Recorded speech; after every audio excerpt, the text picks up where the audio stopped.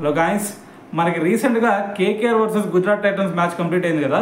అయితే ఆ మ్యాచ్లో చూసుకుంటే మనకి శుభ్మన్ గిల్ 90 రన్స్ చేశాడు. సో ఆ 90 రన్స్తో విరాట్ కోహ్లీ రికార్డును కూడా బద్దలు కొట్టాడని చెప్పాలి. అయితే అసలు ఏమేమి రికార్డ్స్ ఉన్నాయి, అసలు ఏమేమి క్రియేట్ చేశాడు, వేటిని బ్రేక్ చేశాడు అనే దాని గురించి వీటిలో క్లియర్గా మాట్లాడదాం. అయితే ప్రజెంట్ మరి శుభ్మన్ గిల్ ఏజ్ వచ్చేసరికి 25 ఇయర్స్. అయితే ఇదే 25 ఇయర్స్ అప్పుడు అత్యధిక మ్యాన్ ఆఫ్ ది మ్యాచ్ అంటే ప్లేయర్ ఆఫ్ ది మ్యాచ్లు గెలుచుకున్న మరి అతి చిన్న వయస్కుడిగా మరి శుభ్మన్ గిల్ అయితే రికార్డుని క్రియేట్ చేశాడు. అయితే మరి ఇప్పటి వరకు చూసుకుంటే మన ఇండియన్ టీంలో మరి శుభ్మన్ గిల్ మొన్న మ్యాచ్తో మొత్తం కూడా 12 times man of the match అవార్డుని అయితే తీసుకున్నాడు.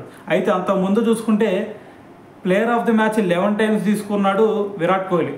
సో ఆ రికార్డుని అయితే బ్రేక్ చేశాడు. సో దాని తర్వాత థర్డ్ ప్లేస్లో వచ్చేసరికి సురేష్ రైనా 10 టైమ్స్ తీసుకున్నాడు. దాని తర్వాత అభిషేక్ శర్మ వచ్చేసరికి 9 టైమ్స్, దాని తర్వాత రోహిత్ శర్మ వచ్చేసరికి 9 టైమ్స్.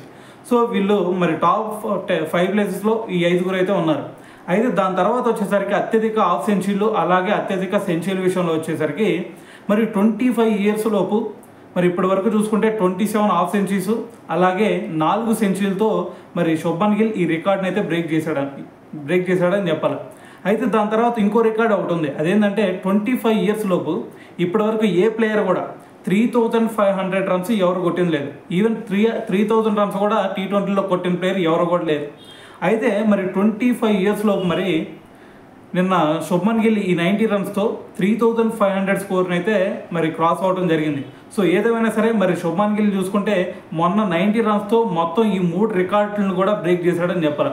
సో ఏదేమైనా సరే మరి శుభ్మన్ గిల్ గేమ్ బట్టి మరి మీరేమనుకుంటున్నారు అనేది కింద కామెంట్ చేయండి.